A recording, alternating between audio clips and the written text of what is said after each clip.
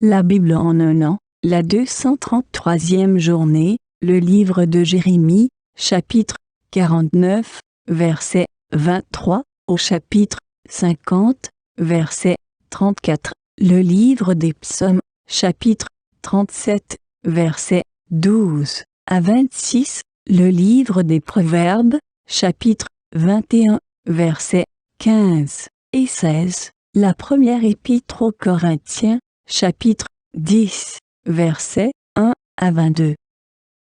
Le livre de Jérémie, chapitre 49. Sur Damas. Hamath et Arpad sont dans la honte, car elles ont appris une mauvaise nouvelle. Elles en tremblent. Ce sont des vagues d'anxiété impossibles à calmer. Damas s'affaisse. Elle se tourne pour prendre la fuite, et elle est saisie de panique. L'angoisse et les douleurs s'emparent d'elle, comme pour une femme prête à accoucher. Comment? Elle n'a pas été évacuée, la ville dont on chantait les louanges, la ville qui faisait ma joie.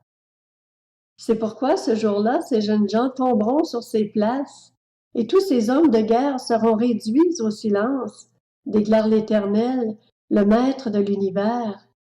Je mettrai le feu au mur de Damas, et il dévorera le palais de Ben-Hadad. Sur Kédar et les royaumes de Hatzor, auxquels Nebuchadnezzar, roi de Babylone, infligea une défaite. Voici ce que dit l'Éternel. Levez-vous, montez à Kédar et semez la dévastation chez les nomades de l'Est.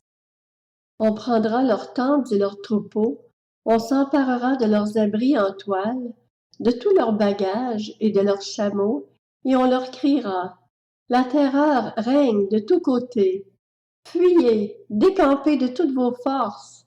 Cachez-vous dans les profondeurs, habitants de Hatzor, déclare l'Éternel. En effet, Nebuchadnezzar, roi de Babylone, a pris une décision contre vous.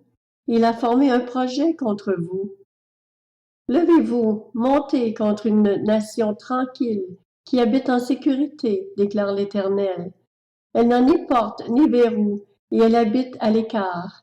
Leurs chameaux seront livrés au pillage, et leurs nombreux troupeaux formeront un butin. Je les disperserai à tous les vents, ceux qui se rasent les coins de la barbe, et je ferai venir leurs ruines de tous les côtés, déclare l'Éternel. Hatzor sera le repère des chacals, un désert pour toujours. Plus personne n'y habitera, aucun homme n'y séjournera. Voici la parole de l'Éternel adressée au prophète Jérémie à propos de l'âme, au début du règne de Sédécias sur Juda. Voici ce que dit l'Éternel, le Maître de l'univers. Je vais briser l'arc de l'âme, sa principale force. Je ferai venir sur l'âme 4 vents, venant des 4 coins du ciel, et je les disperserai à tous ces vents.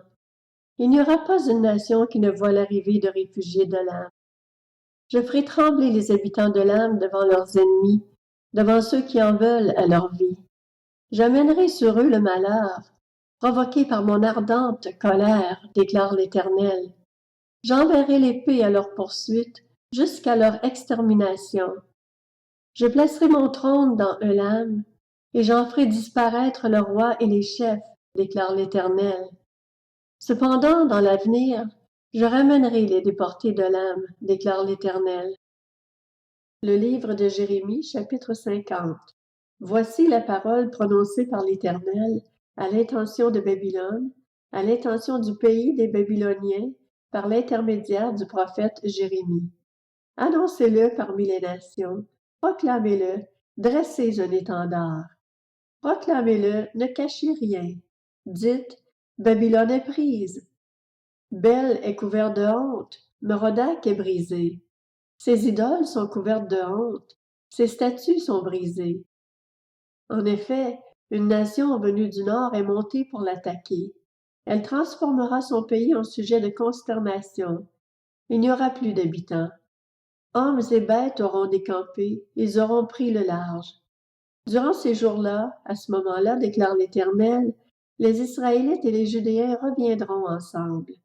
Ils marcheront en pleurant et rechercheront l'Éternel, leur Dieu.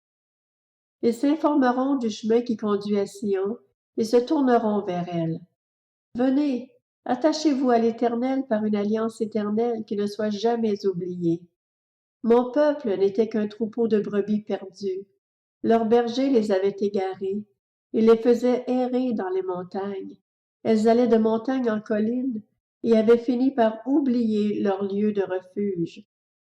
Tous ceux qui les trouvaient les dévoraient, et leurs ennemis disaient, « Nous ne sommes pas coupables, puisqu'ils ont péché contre l'Éternel, alors qu'il était pour eux un domaine de justice, puisqu'ils ont péché contre celui qui était l'espérance de leurs ancêtres, l'Éternel. Décampez de Babylone, sortez du pays des Babyloniens, et imitez le comportement des boucs à la tête du troupeau. En effet, voici, je vais mettre en mouvement et faire monter contre Babylone une coalition de grandes nations venant de la région du Nord. Elles se rangeront en ordre de bataille contre elle et s'en empareront. Leurs flèches sont pareilles à un habile guerrier. Il ne revient pas les mains vides. La Babylonie sera livrée au pillage. Tous ceux qui la pilleront seront rassasiés, déclare l'Éternel. Cela arrivera parce que vous vous êtes réjouis, parce que vous vous êtes régalés, vous qui avez pillé mon héritage. Cela arrivera parce que vous avez bondi comme une génisse qui écrase le blé et que vous avez henni comme des chevaux fougueux. Votre mère est profondément honteuse, celle qui vous a mis au monde est humiliée. La voici devenue la dernière des nations, un désert, une terre sèche et aride. À cause de l'indignation de l'Éternel, elle ne sera plus habitée, elle ne sera plus qu'un désert. Tous ceux qui passeront près de Babylone seront consternés et siffleront à la vue de toutes ses blessures. Rangez-vous en ordre de bataille autour de Babylone, vous tous qui maniez l'arc. Tirez contre elle, n'épargnez pas les flèches, car elle a péché contre l'Éternel. Poussez de tous côtés un cri de guerre contre elle. Elle se rend, ses fondations s'écroulent, ses murs sont démolis, car telle est la vengeance de l'Éternel. Vengez-vous d'elle, traitez-la comme elle a traité les autres. Exterminez de Babylone celui qui sème et celui qui manie la faucille à l'époque de la moisson.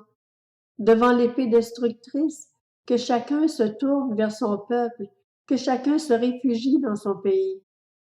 Israël est une brebis perdue que les lions ont pourchassée. Le premier à la dévorer a été le roi d'Assyrie, et le dernier à lui briser les os a été Nebuchadnezzar, le roi de Babylone. C'est pourquoi voici ce que dit l'Éternel, le Maître de l'univers, le Dieu d'Israël. Je vais intervenir contre le roi de Babylone et son pays, tout comme je suis intervenu contre le roi d'Assyrie. Je ramènerai Israël dans son domaine. Il broutera sur le Carmel et en Basan, et il se rassaisira dans la région montagneuse d'Éphraïm et en Galaad. Durant ces jours-là, à ce moment-là, déclare l'Éternel, on cherchera la faute d'Israël et elle aura disparu. On cherchera le péché de Juda et on ne le trouvera plus, car je pardonnerai au reste que j'aurai laissé. Monte contre le pays de Merathaïm et contre les habitants de Pekod. Massacre, vous à la destruction ce qui reste derrière eux, déclare l'Éternel. Fais tout ce que je t'ai ordonné. Des cris de guerre retentissent dans le pays. Le désastre est grand. Comment? Il est brisé, mis en pièces, le marteau de toute la terre. Comment? Babylone n'est plus qu'un sujet de consternation parmi les nations. Je t'ai tendu un piège et tu as été prise, Babylone, sans même que tu t'en aperçoives. Tu as été découverte et on s'est emparé de toi, parce que c'est à l'Éternel que tu t'es attaqué. L'Éternel a ouvert son arsenal et en a tiré les armes de sa colère. Oui, c'est une œuvre du Seigneur, de l'Éternel, le Maître de l'univers, dans le pays des Babyloniens. Venez de partout contre Babylone. Ouvrez ses greniers, entassez-la comme on entasse des tas de gerbes, et vouez-la à la destruction, qu'il ne reste plus rien d'elle. Massacrez tous ces taureaux, qu'ils descendent à l'abattoir. Malheur à eux, car leur jour est arrivé, c'est le moment pour moi d'intervenir contre eux. Les cris des fuyards, des rescapés de la région de Babylone, viennent annoncer dans Sion la vengeance de l'Éternel notre Dieu, la vengeance de son temple. Mobilisez des archers contre Babylone. Vous tous qui maniez l'arc, campez autour d'elle, qu'il n'y ait aucun rescapé. Traitez-la conformément à ses actes, rendez-lui exactement l'appareil. En effet, elle a fait preuve d'arrogance envers l'Éternel, envers le Saint d'Israël. Voilà pourquoi ces jeunes gens tomberont sur ces places, et tous ces hommes de guerre seront réduits au silence ce jour-là, déclare l'Éternel. Oui, je m'en prends à toi, orgueilleuse, déclare le Seigneur, l'Éternel, le Maître de l'univers. Ton jour est arrivé, c'est le moment pour moi d'intervenir contre toi. L'orgueilleuse trébuchera, elle tombera, et il n'y aura personne pour la relever. Je mettrai le feu à ces villes, et il dévorera tous leurs environs. Voici ce que dit l'Éternel, le Maître de l'univers. Les Israélites et les Judéens sont opprimés ensemble. Tous ceux qui les ont déportés les retiennent et refusent de les laisser partir. Cependant, celui qui les rachète est puissant, lui dont le nom est l'Éternel, le Maître de l'univers. Il défendra vraiment leur cause, afin de donner du repos au pays et de faire trembler les habitants de Babylone. Le livre des Psaumes, chapitre 37. Le méchant complote contre le juste, et il grince des dents contre lui, mais le Seigneur se moque du méchant, car il voit que son jour arrive.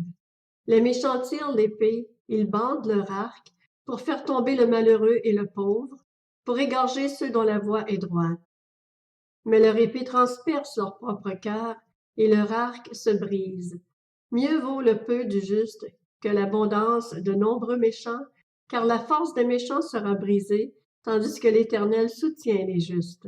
L'Éternel connaît les jours des hommes intègres, et leur héritage dure éternellement. Ils ne sont pas couverts de honte quand vient le malheur, et ils sont rassasiés quand la famine est là. Tandis que les méchants disparaissent, les ennemis de l'Éternel connaissent le même sort que les plus beaux pâturages. Ils s'évanouissent comme une fumée. Le méchant emprunte et il ne rend pas. Le juste est compatissant et il donne, car ceux que l'Éternel bénit possèdent le pays, et ceux qu'il maudit sont exterminés. L'Éternel affermit les pas de l'homme, et il prend plaisir à sa voix. S'il tombe, il n'est pas rejeté, car l'Éternel lui prend la main. J'ai été jeune, j'ai vieilli, et je n'ai pas vu le juste être abandonné, ni ses descendants mendier leur pain. Il est toujours compatissant, il prête, et sa descendance est bénie. Le livre des Proverbes, chapitre 21. C'est une joie pour le juste de pratiquer l'équité, mais la ruine est réservée à celui qui commet l'injustice. L'homme qui s'égare loin de la voie de la prudence reposera dans l'assemblée des défunts. La première épître aux Corinthiens chapitre 10. Frères et sœurs, je ne veux pas vous laisser ignorer que nos ancêtres ont tous été sous la nuée et qu'ils ont tous passé à travers la mer. Ils ont tous été baptisés en Moïse dans la nuée et dans la mer.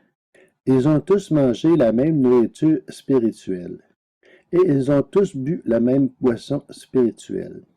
En effet, ils buvaient à un rocher spirituel qui les accompagnait, et ce rocher était Christ. Mais la plupart d'entre eux n'ont pas été approuvés par Dieu, puisqu'ils sont morts dans le désert.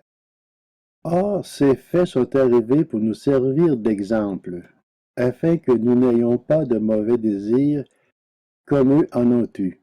Ne devenez pas idolâtres, comme certains d'entre eux.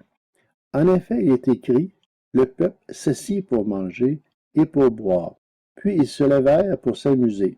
Ne nous livrons pas non plus à l'immoralité sexuelle comme certains d'entre eux l'ont fait, de sorte que 23 000 sont tombés en un seul jour. Ne provoquons pas Christ comme certains d'entre eux l'ont fait, si bien qu'ils sont morts victimes des serpents. Ne murmurez pas comme certains d'entre eux l'ont fait, de sorte qu'ils sont morts sous les coups du destructeur. Tous ces faits leur sont arrivés pour servir d'exemple, et ils ont été écrits pour notre instruction, à nous qui sommes parvenus à la fin des temps. Ainsi donc, que celui qui croit être debout fasse attention de ne pas tomber. Aucune tentation ne vous est survenue qu'elle n'ait été humaine. Dieu est fidèle et il ne permettra pas que vous soyez tentés au-delà de vos forces. Mais avec la tentation, il préparera aussi le moyen d'en sortir, afin que vous puissiez la supporter. C'est pourquoi, mes bien-aimés, fuyez l'idolâtrie. Je vous parle comme à des personnes intelligentes. Jugez vous-même de ce que je dis. La coupe de bénédiction que nous bénissons n'est-elle pas la communion au sang de Christ? Le pain que nous rompons n'est-il pas la communion au corps de Christ? Puisqu'il y a un seul pain, nous qui sommes nombreux, nous formons un seul corps, car nous participons tous à un même pain. Voyez les Israélites, ceux qui mangent les animaux offerts en sacrifice, ne sont-ils pas en communion avec l'autel? Que vais-je donc dire? Que la viande sacrifiée aux idoles aurait de l'importance? Ou qu'une idole serait quelque chose? Pas du tout. Mais ce que les non-juifs sacrifient, ils le sacrifient à des démons, et non à Dieu. Or, je ne veux pas que vous soyez en communion avec les démons. Vous ne pouvez pas boire à la coupe du Seigneur et à la coupe des démons. Vous ne pouvez pas participer à la table du Seigneur et à la table des démons. Ou bien, voulons-nous provoquer la jalousie du Seigneur? Sommes-nous plus forts que lui?